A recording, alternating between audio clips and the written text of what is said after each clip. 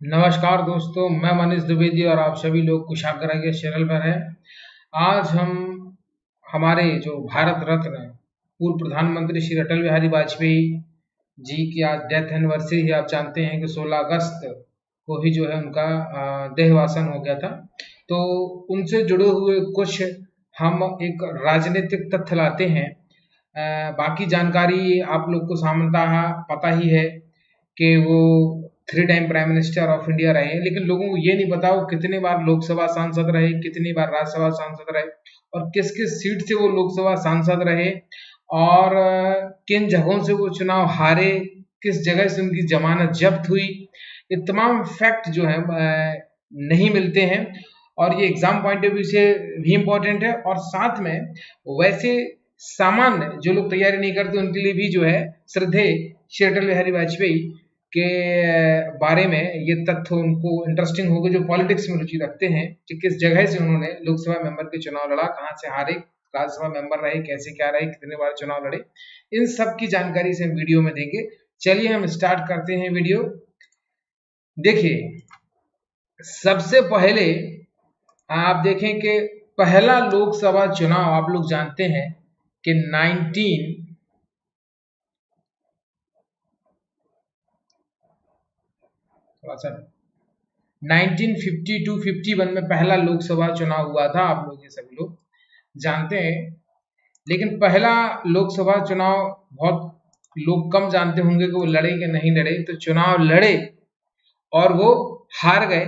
किस सीट से हारे वो हम आपको बाद में बताएंगे, वीडियो के लास्ट में हम बताएंगे। पहला चुनाव 1952 में किस सीट से लड़े और हार गए।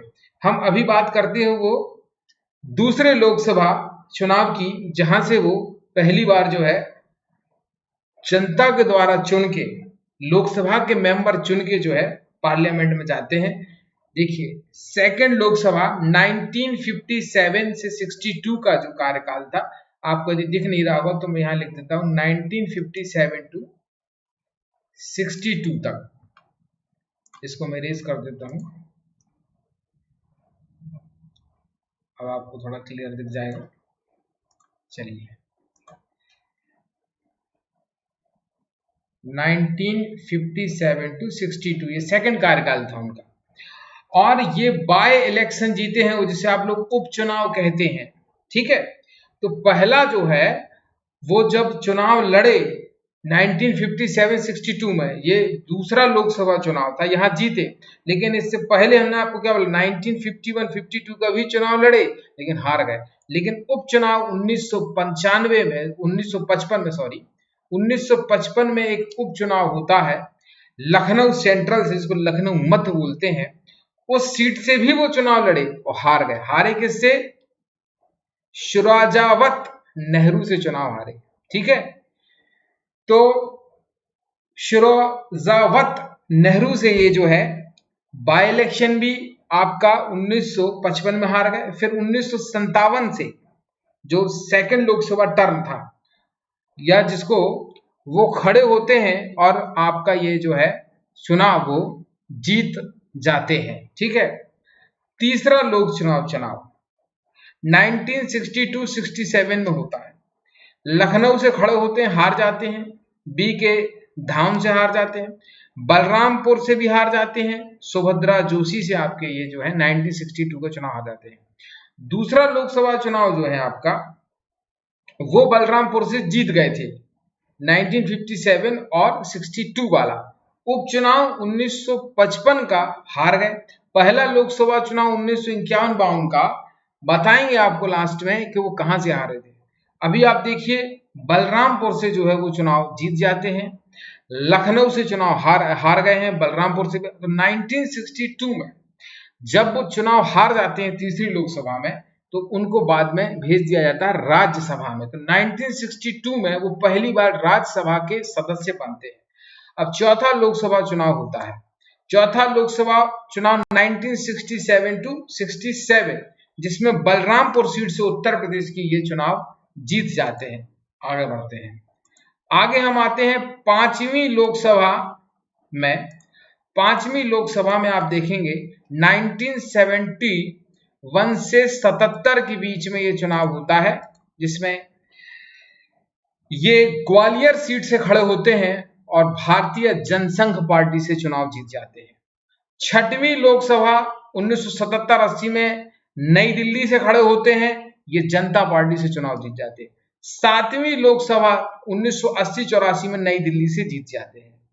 आगे आते हैं, आठवीं लोकसभा सीट 1984 और 89 की ग्वालियर सीट से हार जाते हैं माधवराव सिंधिया के सामने, जो वर्तमान में गुना संसदीय क्षेत्र से जो आपके उनके पुत्र ज्योतिरादित्य सिंधिया के पिता माधवराव सिंधिया के सामने आठवीं लोकसभा में 1984 में और 89 में ये जो है ग्वालियर चुनाव आ जाते हैं। नाइन्थ लोकसभा जो होती है 1989 में इलेक्शन होता, उसमें इन्होंने चुनाव नहीं लड़ा। क्यों नहीं लड़ा? क्योंकि 84 में चुनाव होने के बाद जब ये चुनाव हार गए तो इनको राज्यसभा में फिर भेज दिया गया। तो दूसरी बार राज्यसभा के मेंबर 1984 के बाद ये बनते हैं। एक 1962 में चुनाव हारने के बाद, एक 1984 में चुनाव हारने के बाद ये राज्यसभा के मेंबर बनते हैं। अब हम आते हैं 10वीं लोकसभा के आते हैं। यहां हमने लिखा है कि राज्यसभा सदस्य थे, इसीलिए इन्होंने 1989 का चुनाव नहीं लड़ा। यदि प्रश्न आता है कि कौन सी लोकसभा का चुनाव नहीं लड़ा, तो उन्हें 9th लोकसभा इलेक्शन का चुनाव नहीं लड़ा जो 1989 में हुआ था।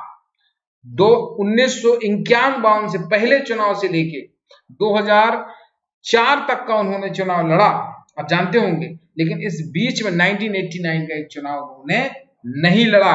उस समय लेकिन सांसद थे वो राज्यसभा के, याद रखिए 2 बार राज्यसभा के सांसद बन चुके हैं। तथ्य हम समेटेंगे लास्ट में। 10वीं लोकसभा का चुनाव 1991-96 में होता, लखनऊ सीट से जीतते हैं। 11वीं लोकसभा चुनाव 1996-98 में होता है, 2 साल ही सरकार चलती है, गिर जाती है। और आप इसमें देखते हैं कि वो लखनऊ से भी चुनाव लड़ते हैं और गांधीनगर से भी चुनाव लड़ते हैं और दोनों जगह से जीत जाते हैं।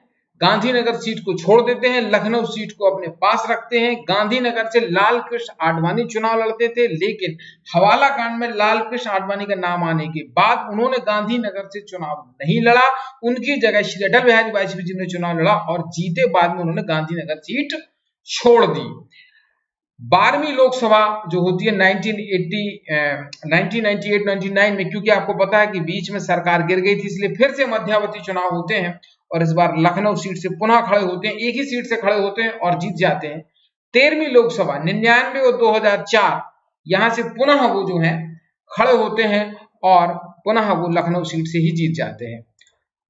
14th लोकसभा 14वीं लोकसभा 2004-09 में फिर लखनऊ से खड़े होते हैं, जीत जाते हैं और ये उनका अंतिम चुनाव था। उसके बाद उन्होंने राजनीति से संन्यास ले लिया। अब यहां तथ्य देखें, 2 बार राज्यसभा सदस्य रहे 1962 और 1989 के बाद। आप समझ पा रहे हैं, ये एक तथ्य आपके सामने हम लाए हैं।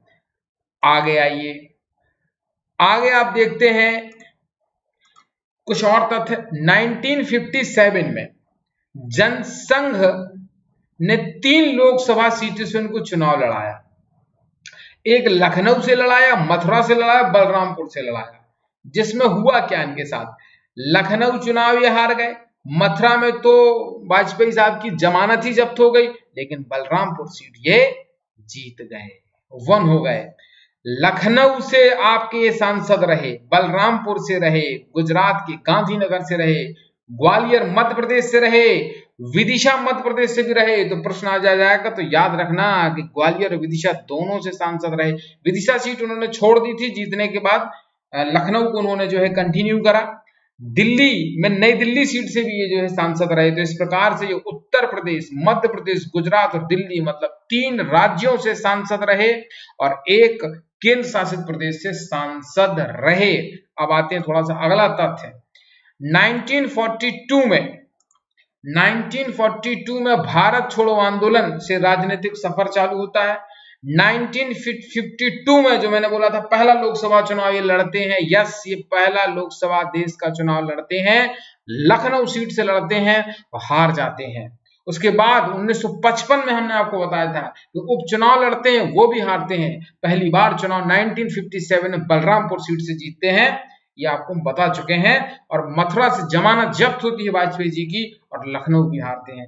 1967 में लोकसभा चुनाव लड़े और हारे, लेकिन उपचुनाव 1967 का जीत गए। तो 1967 में जो चुनाव हुआ था, लोकसभा का जो चुनाव हुआ था, वो हार गए थे। वो हारने के बाद जब वो सीट खाली हुई तो 1967 में वो उपचुनाव जीते, ना कि डायरेक्ट चुनाव जीते थे। तो याद रखना कि 1967 में भी वो चुनाव हारे, 1962 में भी चुनाव हारे, 1989 में लड़े नहीं। ये सब तथ्य आपको हमने बता दिए हैं। तो जब से चुनाव हुए तब से अटल बिहारी वाजपेयी लगातार 2004 तक लड़ते रहे, जिसमें से बहुत सारे उनकी जगह आपने देखी हारे हुई हैं, लेकिन लगातार वो जीतते रहे। 3 राज्यों से 3 साल से प्रदेश उन्होंने प्रतिनिधित्व संसद में किया। और आप जानते हैं कि 1996 में प्रधानमंत्री बनते हैं, 98 में बनते हैं और 98 से 2004 तक कंटिन्यू रहते हैं। 13 दिन के लिए बनते हैं, 13 महीने के लिए बनते हैं और बाद में पूरा कार्यकाल 2003 तक अपना कंप्लीट करते हैं। 1977 में जनसंघ के चुनाव पे जब वो चुनाव लड़ते हैं, बलरामपुर सीट से जीतते हैं, आपने देखा है। तब वो मोरारजी देसाई की पहली गैर कांग्रेसी सरकार में देश के पहले जो है, जब विपक्ष बनता है तो विदेश मंत्री बनते हैं और हिंदी में भाषण यूएन में देने वाले देश के पहले विदेश मंत्री बनते हैं। यह अटल बिहारी वाजपेयी जी की शख्सियत थी। उसके अलावा आप जानते हैं उनको भारत रत्न दिया गया है और बहुत दिग्गज और बहुत बड़े नेता थे। नेहरू जी ने उनके बारे में कहा था कि ये शख्स जो इतना जबरदस्त भाषण करता है कि जनता प्रभावित होती है, प्रधानमंत्री देश का बनना सकते हैं। ये शब्द उनके बारे में बड़े बड़े लोगों ने कहे हैं। तो ये जानकारी हमने उनके राजनीतिक जीवन की, जो उनका चुनावी सफर था, वो हमने आपको दी है। अगले वीडियो में अगले टॉपिक के साथ आएंगे। तब तक के लिए नमस्कार, धन्यवाद।